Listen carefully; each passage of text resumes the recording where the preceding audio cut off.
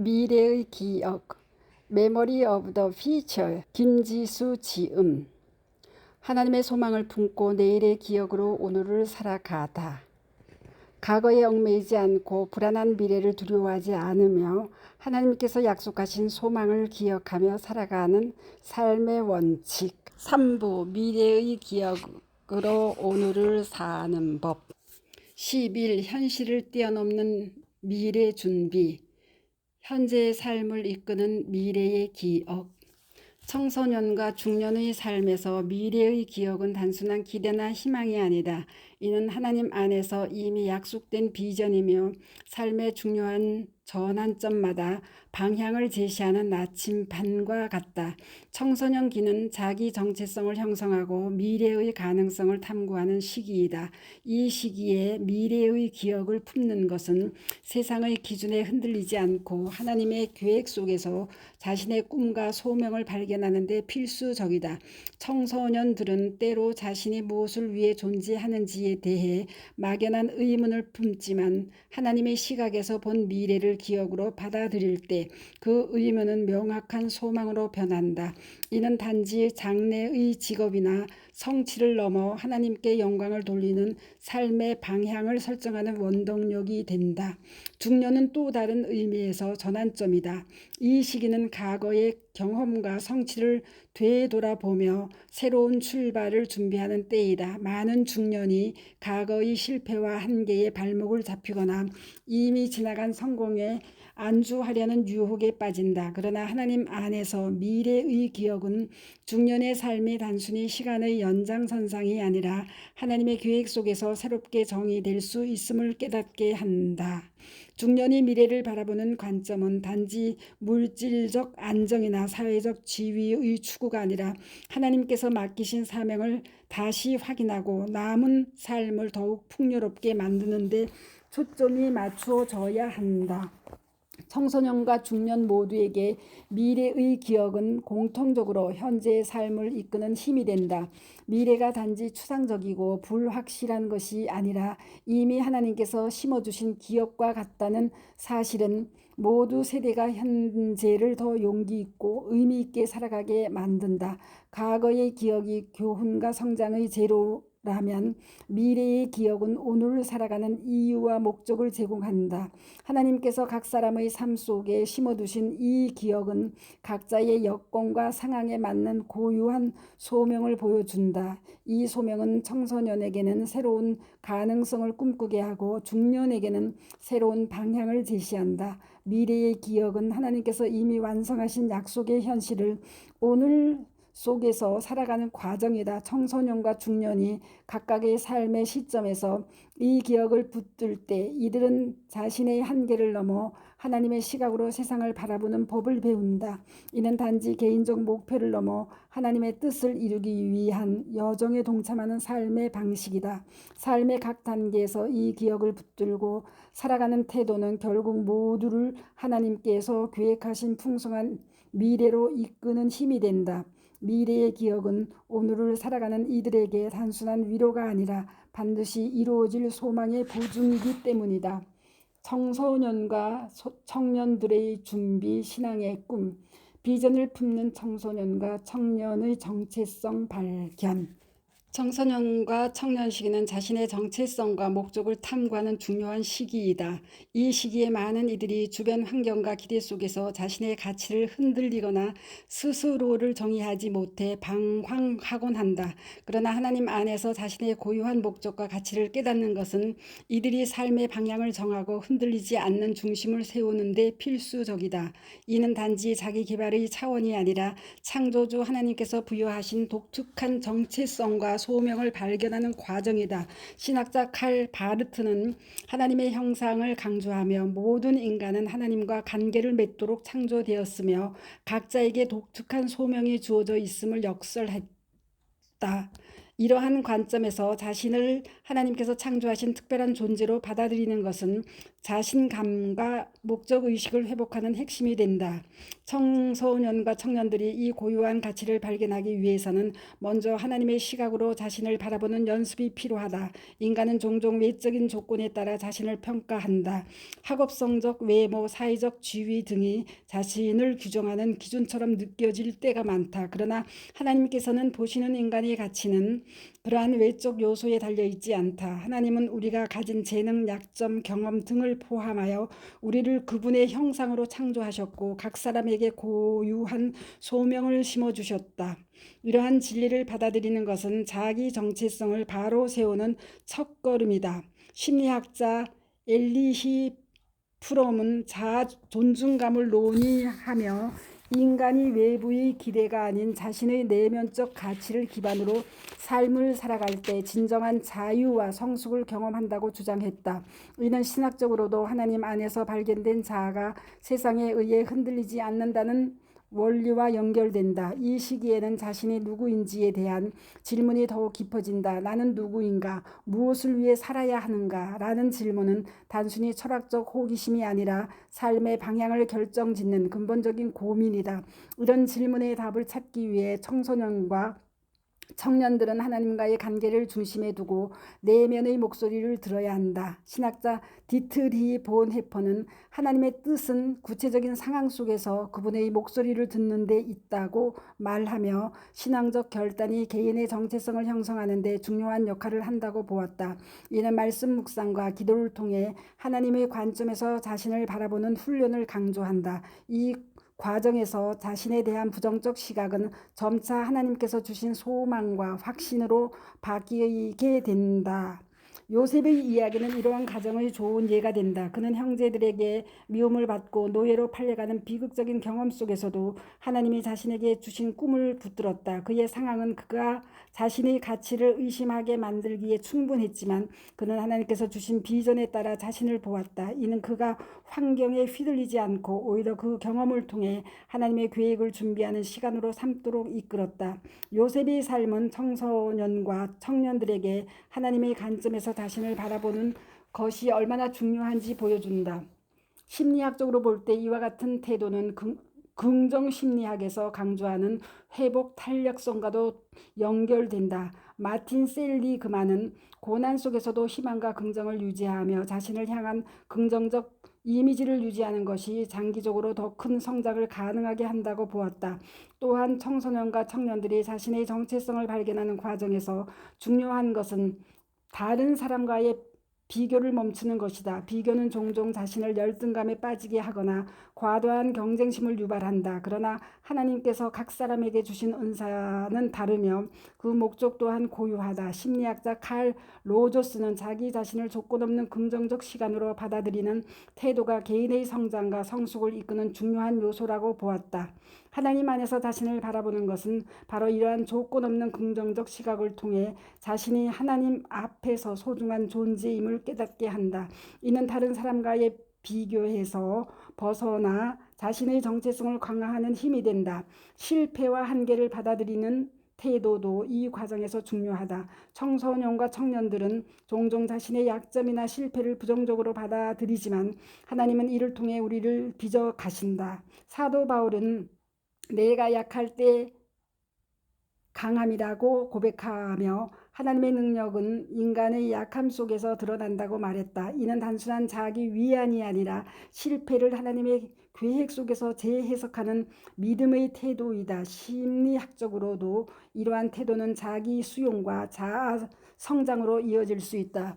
예를 들어 심리학자 캐럴 드웨그는 실패를 학습과 성장의 기회로 보는 성장 마인드셋을 강조하며 이를 통해 개인이 더 큰 잠재력을 발휘할 수 있다고 보았다. 청소년과 청년들이 하나님 안에서 자신의 정체성을 발견하는 것은 그들의 삶을 풍성하게 만드는 시작점이다. 이는 단순히 자신에 대한 긍정적 인식을 넘어 하나님께서 맡기신 소명을 따라 살아가도록 이끈다. 하나님 안에서 자신의 가치를 발견한 사람은 세상의 기준이나 환경에 휘둘리지 않고 하나님의 시각으로 세상을 바라보며 자신이 가야 할 길을 명확히 인식하게 된다. 이는 모든 청소년과 청년이 반드시 경험해야 할 과정이며 그들의 삶을 더욱 의미 있게 만드는 핵심이 된다. 신학적 통찰과 심리학적 원리가 만나는 지점에서 정체성 발견은 더 깊은 내면의 자유와 풍성한 삶으로 이어진다. 구체적 목표 설정과 실천을 통한 준비. 구체적 목표를 설정하고 이를 실천하는 과정은 청소년과 청년들이 비전을 실현하는 데 필수적이다. 이는 단지 미래의 꿈을 상상하는 것이 아니라 현재의 행동을 통해 하나님이 주신 소명을 구체화하는 작업이다. 하나님께서는 우리의 재능과 기회를 통해 그분의 뜻을 이루기를 원하신다. 신학자 아브라함 카이퍼는 세상의 모든 영역은 하나님의 주권 아래 있으며 우리가 가진 재능과 능력은 그분의 계획에 사용되기 위한 것이라고 말했다. 따라서 각자가 가진 은사와 잠재력을 발견하고 이를 통해 구체적인 목표를 설정하는 것은 하나님의 뜻을 실현하는 데 중요한 역할을 한다. 먼저 재능 개발은 자신이 가진 가능성을 최대화하는 과정이다. 하나님께서는 각 사람에게 고유한 은사를 주셨으며 이는 단지 개인의 만족을 위한 것이 아니라 하나님의 영광을 드러내기 위한 것이다. 이를 위해 자신의 강점을 파악하고 이를 더욱 발전시키는 노력이 필요하다. 심리학자 하워드 가드너는 인간이 다양한 지능을 가지고 있으며 각 개인은 서로 다른 재능과 강점을 지닌다고 주장했다. 가드너의 다중지능 이론에 따르면 청소년 청년들이 자신의 특정 영역에서 강점을 발견하고 개발할 때 이는 단지 능력의 발전을 넘어 자신의 정체성을 확립하는 데에도 기여한다. 하나님께서 주신 은사를 발견하고 발전시키는 과정은 그 자체로 신앙적 행위이다. 이는 단지 성취를 위한 노력이 아니라 하나님께서 주신 가능성을 활용하여 그분의 목적을 이루는 방법이 된다. 다음으로 기술 습득은 현실적인 준비 과정이다. 세상은 빠르게 변화하고 있으며 청소년과 청년들이 하나님의 비전을 실현하기 위해서는 현대 사회에서 필요한 기술과 지식을 익히는 것이 중요하다. 이는 단순히 세속적 성공을 목표로 하는 것이 아니라 하나님께서 맡기신 역할을 감당하기 위해 자신을 준비하는 것이다. 심리학자 알버트 반두라는 자기 효능감 이론에서 사람들이 자신이 특정 행동을 성공적으로 수행할 수 있다는 믿음을 가질 때 더 큰 동기와 지속력을 발휘한다고 강조했다. 따라서 기술을 배우고 이를 실천하는 과정은 청소년과 청년들에게 자신감을 심어주며 하나님께서 주신 비전을 이루는 데 필요한 역량을 강화한다. 이 과정에서 작은 성공을 경험하며 얻은 성취감은 하나님의 부르심에 대한 확신을 더욱 견고히 한다. 또한 봉사활동은 재능과 기술을 활용하여 공동체를 섬기는 실천적 준비이다. 하나님께서는 우리의 삶이 다른 이들을 섬기는 도구로 사용되기를 원하신다. 예수님은 마태복음 20장 28절에서 인자가 온 곳은 섬김을 받으려 함이 아니라 도리어 섬기려 하고 라고 말씀하시며 섬김의 삶을 강조하셨다. 봉사활동은 청소년과 청년들이 자신의 재능을 실제로 적용해보고 그것이 어떤 다른 사람의 삶에 유익을 줄 수 있는지를 경험하게 한다. 이는 단지 자신을 위한 노력이 아니라 하나님의 사랑을 실천하는 행위이다. 심리학자 마틴 셀리그만은 긍정심리학에서 타인과의 연대를 통해 의미 있는 삶을 추구할 때 개인의 행복과 성장이 함께 이루어진다고 강조했다. 봉사는 그 자체로 하나님께서 주신 사명을 경험하고 자신의 소명을 더욱 확실히 깨닫는 기회가 된다. 구체적인 목표를 설정하고 이를 실천하는 과정에서 중요한 것은 작은 단계로 나누어 실천하는 것이다. 너무 크고 막연한 목표는 좌절감을 줄 수 있으나 현실적인 목표를 세우고 이를 하나씩 이루어 나가는 과정은 비전 실현의 동력이 된다. 신학자 리처드 포스터는 영적 훈련은 작은 실천 속에서 시작되며 일상적인 선택들이 결국 큰 변화를 이끈다고 말했다. 이는 단지 신앙적 행위뿐만 아니라 기술 습득과 봉사활동에도 적용될 수 있다. 예를 들어 특정 기술을 배우기 위해 매일 정해진 시간에 연습하거나 정기적으로 작은 봉사활동에 참여하는 것은 정기적인 목표를 이루는 기반이 된다. 이러한 일상의 작은 실천은 하나님께서 주신 비전을 구체화하는 중요한 과정이다. 구체적 목표를 설정하고 이를 실천하는 준비는 단지 개인의 성취를 넘어 하나님께서 주신 소명을 이루는 여정이다.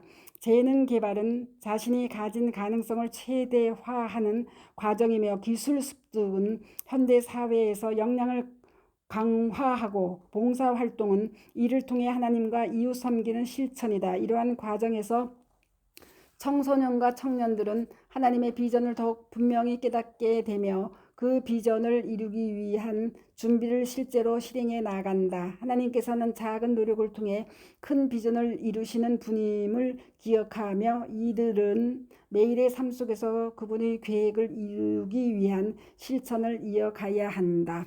실패를 통한 성장과 믿음의 태도 형성. 실패와 고난은 인간이 살아가는 동안 피할 수 없는 현실이다.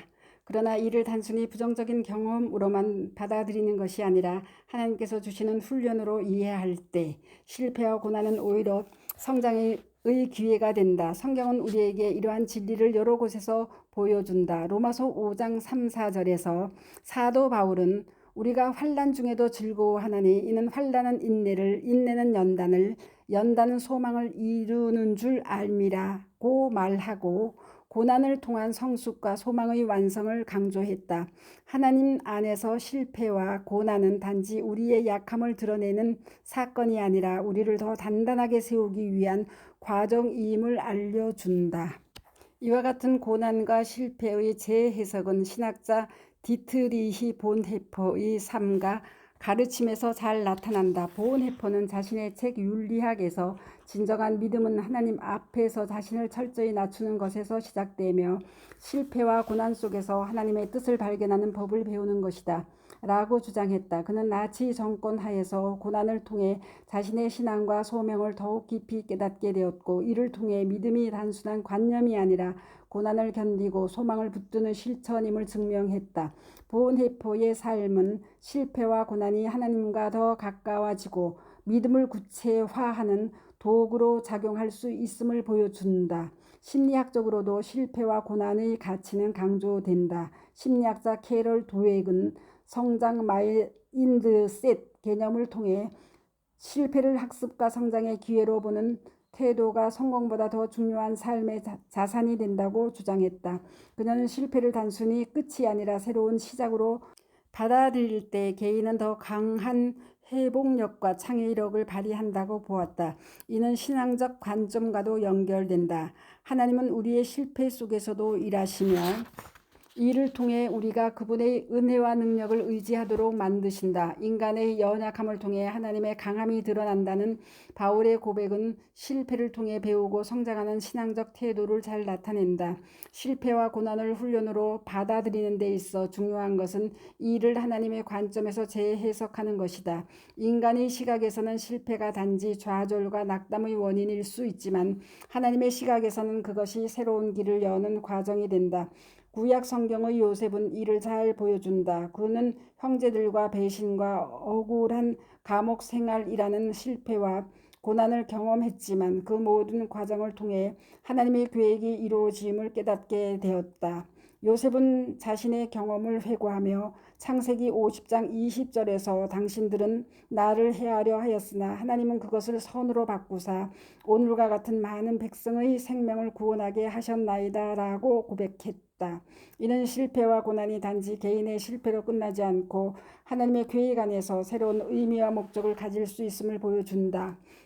이 과정에서 믿음의 태도는 매우 중요하다. 실패와 고난 속에서 흔들리지 않는 소망을 붙들고 하나님께서 우리를 향한 선한 계획을 가지고 계심을 믿어야 한다. 신학자 리처드 리버는 믿음은 보이지 않는 것의 증거이며 하나님의 뜻이 우리 삶의 고난 속에서도 이루어지고 있음을 붙드는 힘이다 라고 말했다. 이는 단순히 막연한 낙관주의가 아니라 실패 속에서 하나님이 일하시며 그분의 뜻이 결국 선한 결과를 이루실 것이라는 확신에 기초한다.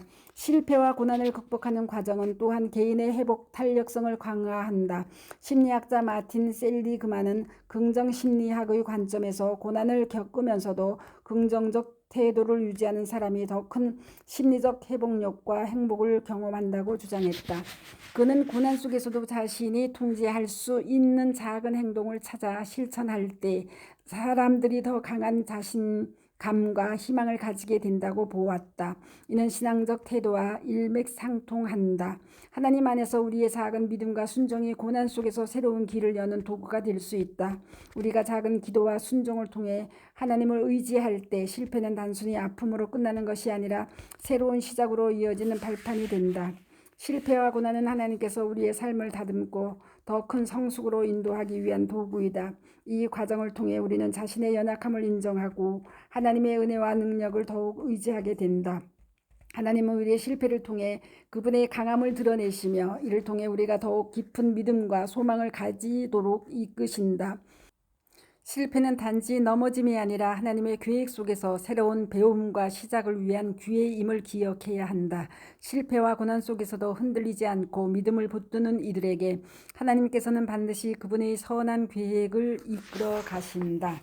12점 죽음을 넘어 영생으로 기억되는 삶. 하나님의 기억 속 영원한 삶, 노년의 삶에서 미래의 기억이 필요한 이유로 연결됩니다. 감사합니다. 스토리 양입니다.